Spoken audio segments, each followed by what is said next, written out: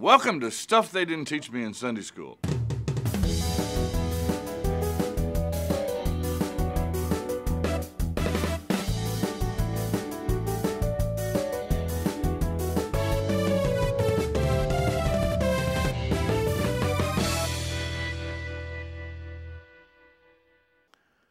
I've been accused by various classes that I've taught, adult classes that I've taught, of answering every question with one of two answers.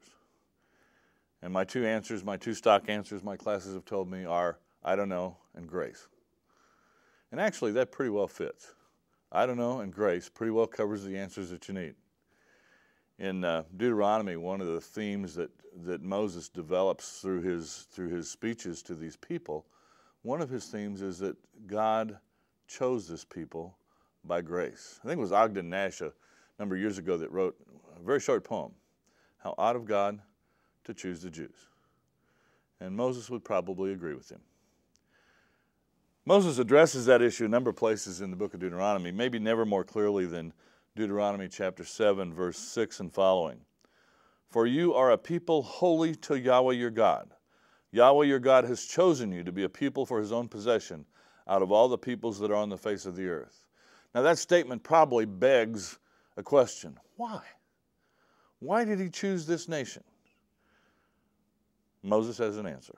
It was not because you were more in number than any other people that Yahweh set his love upon you and chose you, but it is because Yahweh loves you and is keeping the oath which he swore to your fathers, that Yahweh has brought you out with a mighty hand and redeemed you from the house of bondage, from the hand of Pharaoh, king of Egypt.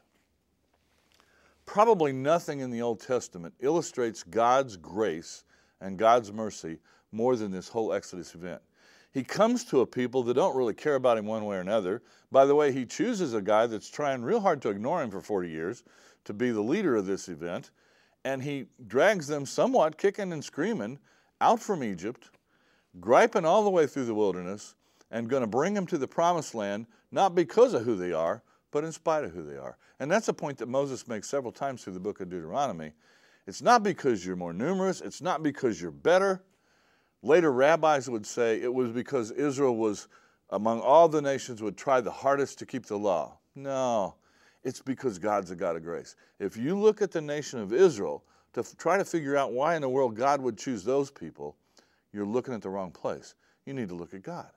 God is a God of grace, and he's going to redeem all of humanity, but he's going to do it by taking one nation to bring about salvation history.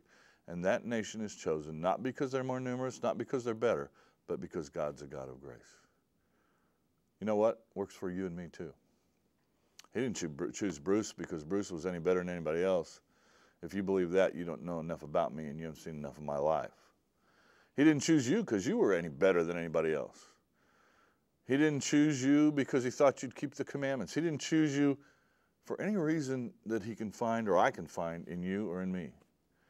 He chose us because he's a God of grace. He didn't look at us and say, boy, that Bruce, he's lovable.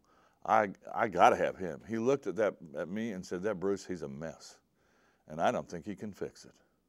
But I can. God's grace and mercy came to being in the lives of the nation of Israel, and it becomes operative in our lives too as he calls us to be his sons and daughters.